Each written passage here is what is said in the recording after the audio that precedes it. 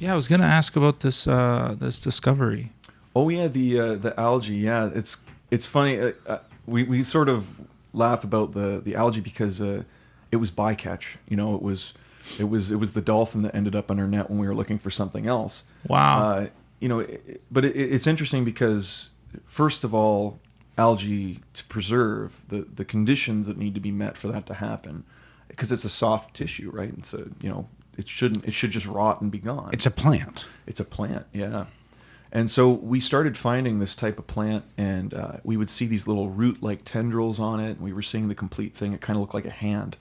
And so... and this is a fossil you're looking at at this point, right? Yeah, okay. Yeah. So it's like a carbonized fossil, and but it should have rotted, but the conditions were right so that the soft tissue preserved. So we reached out to another a friend who's written a book on the subject, and he kind of helped champion. He opened the door as a go-between us and a researcher. So, not to go too far off subject, but essentially, there's a real disconnect between guys like me and guys that work at universities as researchers working with this type of material. Not to put too fine a point on it, they hate people like me. Okay. Because I'm doing it That's commercially, a fine point. right? So it's I'm doing it commercially, but the reality is that museums don't have the budget, and frankly, they don't have good field work.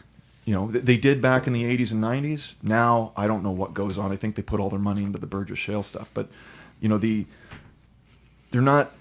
The researchers aren't producing the specimens. Guys like me are producing the specimens, and so it gets a little frustrating because these guys treat you like shit, and so we had a go-between that was sort of halfway between collector and academic to kind of bridge the gap between us and a researcher named Stephen LaDuca at the University of Michigan. And we sent him well, we think we found something new. Like, do you know what this is? And he works with plants, like Paleozoic plants. And he looked at it, he's like, well, this isn't just a new species, it's a whole new genus, which is massive. Wow. Okay, So this is absolutely fascinating. But how did you know? Like when you found it, it's like, I'm sorry, I'm going back to that Yeah, what rang the 21,000. bell? What?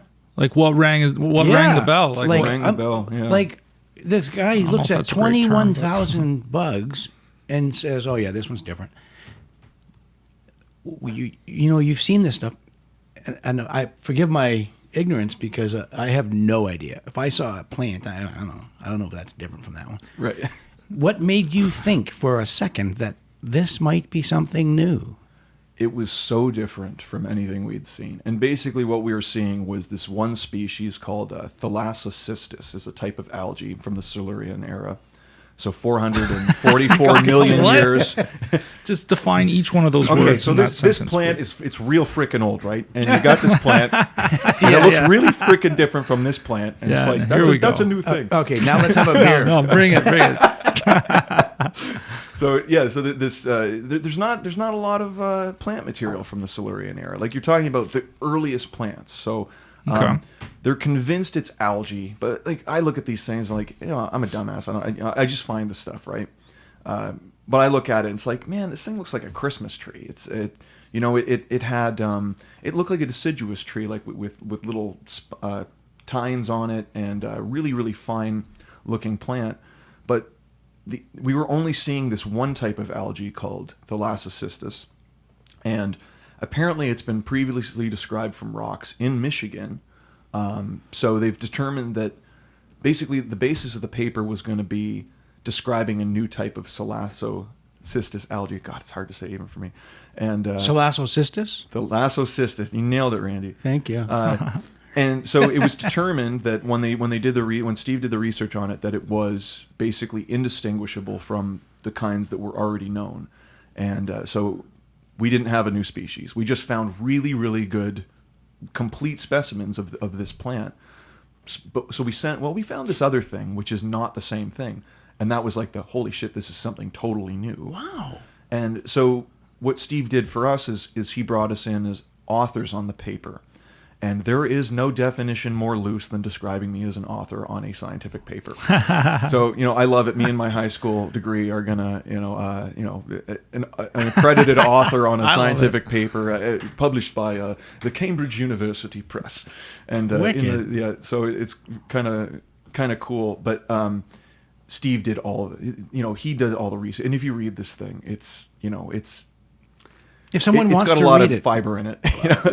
Yeah. How can people read this? So that's a good question. So I do have a link to it, and I think they're charging I think it's like $30 to get the paper. Okay. Well, somebody out there might want to spend $30. Okay. Can I send you a link? Yeah. Okay. I'll send you a link to the paper because it is behind a paywall. We did get a copy of it.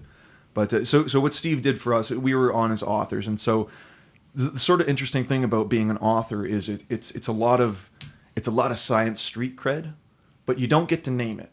So if you're an author on the paper, you don't get to name it. So it was named for a professor in emeritus of macrobiology at the university, probably a colleague of Steve's, but the name ended up being Earltonella fredericksi. Earltonella fredericksi. So new species, new genus. It was just really cool. I mean, it's an algae, so you could make a point like, well, it's not a dinosaur, but it's still, well, whatever. Yeah, I mean, whatever. But what we really want to do is work with, and there's only basically everyone that's working in invertebrate paleontology. They're busy. They're busier than they want to be, and there's not a lot of money in this thing. It's a lot of it is, and that's where some of the indignance comes between the academic and the commercial. But isn't that where it's beautiful to have someone like you who's just literally, this is a hobby and I an want to interest. share this with you guys. I don't want to sell it to you. I want to donate this. Like to put it on the table. We donated everything that he needed to publish that paper.